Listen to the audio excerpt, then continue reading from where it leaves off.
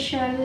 ఈరోజు మనము పాలకూర శనగపప్పు వడలు తయారు చేసుకున్నామండి. ఈవినింగ్ స్నాక్ ఐటమ్ చాలా బాగుంటుంది. ముందుగా శనగపప్పు వడలు తయారు చేసుకోవడానికి 100 గ్రాముల శనగపప్పు రాత్రి నానబెట్టి ఉంచుకోవాలి. మిక్సీ జార్లో వేయాలి. 4-5 పచ్చిమిర్చి వేసుకోవాలి. ఇది కచ్చా పచ్చాగా మిక్సీ పట్టేసుకుందాం. చూసారు కదండి, ఇలా కచ్చా పచ్చాగా పట్టినటువంటి శనగపప్పు, పచ్చిమిర్చి, దీన్నంతా ఒక బౌల్లోకి తీసుకుందాం.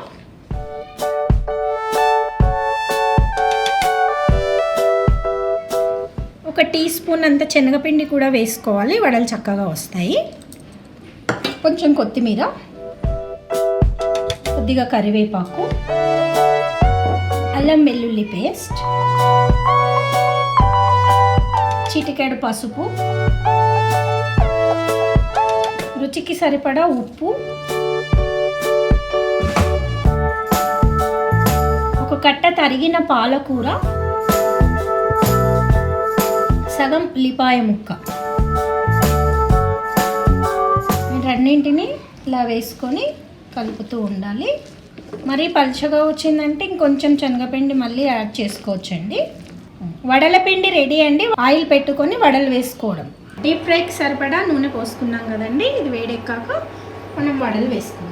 నూనె వేడెక్కిందా లేదా చూద్దామండి.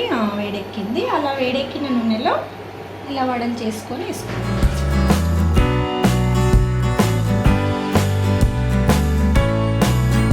కొంచెం సిమ్లో పెట్టుకొని వేయించుకోవాలండి. ఎందుకంటే లోపల ఉడకకుండా పప్పు కానీ పిండి కానీ అలాగే ఉండిపోతుంది. సిమ్లో పెట్టి కుక్ చేసుకుంటే లోపల కూడా ఉడికిపోతే మనకు బాగుంటుంది.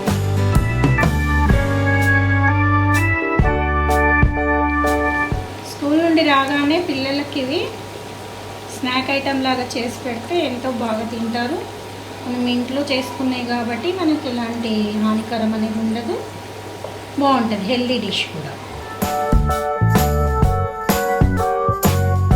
ఇంట్లోనే చేసుకుంటాం కాబట్టి నీట్గా ఉంటుంది. కొంతమంది డార్క్గా కూడా ఇష్టపడతారు, అలా కూడా వేయించుకోవచ్చు.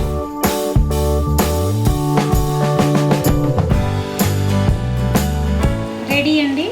ఇలా రెడీ అయిపోయినటువంటి శనగపప్పు పాలకూర వడలను మనము ప్లేట్లోకి తీసుకుందాం. కమ్మటి వాసన వస్తుంది.